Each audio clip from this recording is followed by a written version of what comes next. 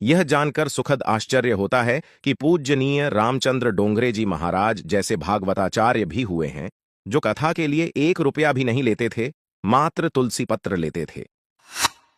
जहां भी वे भागवत कथा कहते थे, उसमें जो भी दान दक्षिणा चढ़ावा आता था, उसे उसी शहर या गांव में गरीबों के कल्याणार्थ दान कर देते थे। कोई ट्रस्ट बनाया नहीं, किसी को शिष्य भी नहीं बनाया। अपना भोजन स्वयं बनाकर ठाकुर जी को भोग लगाकर प्रसाद ग्रहण करते थे। डोंगरे जी महाराज कलयुग के दानवीर कर्ण थे। उनके अंतिम प्रवचन में चौपाटी में 1 करोड़ रुपए जमा हुए थे, जो गोरखपुर के कैंसर अस्पताल के लिए दान किए गए थे। स्वयं कुछ नहीं लिया, डोंगरे जी महाराज की शादी हुई थी। प्रथम रात के समय उन्होंने अपनी धर्मपत्नी से कहा था, देवी, मैं चाहता हूं कि आप मेरे साथ 108 भागवत कथा का पारायण करें। उसके बाद यदि आपकी इच्छा होगी तो हम गृहस्थ आश्रम में प्रवेश करेंगे। इसके बाद जहां जहां डोंगरे जी महाराज भागवत कथा करने जाते, उनकी पत्नी भी साथ जाती। 8 भागवत कथा पूर्ण होने में करीब 7 वर्ष बीत गए।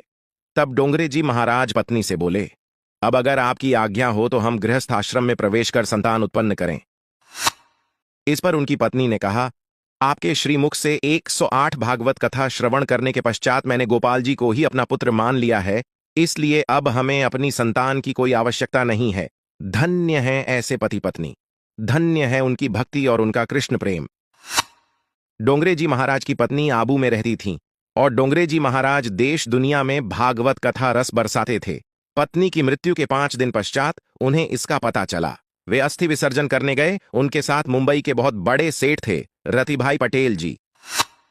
उन्होंने बाद में बताया कि डोंगरे जी महाराज ने उनसे कहा था कि रतिभाई, मेरे पास तो कुछ है नहीं और अस्थि विसर्जन में कुछ तो लगेगा, क्या करें? फिर महाराज आगे बोले थे, ऐसा करो, पत्नी का मंगलसूत्र और कर्णफूल पड़ा होगा, उसे बेचकर जो मिलेगा उसे अस्थि विसर्जन क्रिया में लगा देते हैं। सेठ रतिभाई पटेल ने रोते हुए बताया था, जिन महाराजश्री के इशारे पर लोग कुछ भी करने को तैयार रहते थे, वह महापुरुष कह रहा था कि पत्नी के अस्थि विसर्जन के लिए पैसे नहीं हैं। हम उसी समय मर क्यों न गए? फूट फूट कर रोने के अलावा मेरे मुंह से एक शब्द नहीं निकल रहा था। सनातन धर्म ही सर्वोपरि है। ऐसे संत और महात्मा आपको केवल सनातन संस्कृति में ही मिलते हैं। हमारे देश में बहुत सी बातें हैं जो हम सभी तक पहुंच नहीं पाई।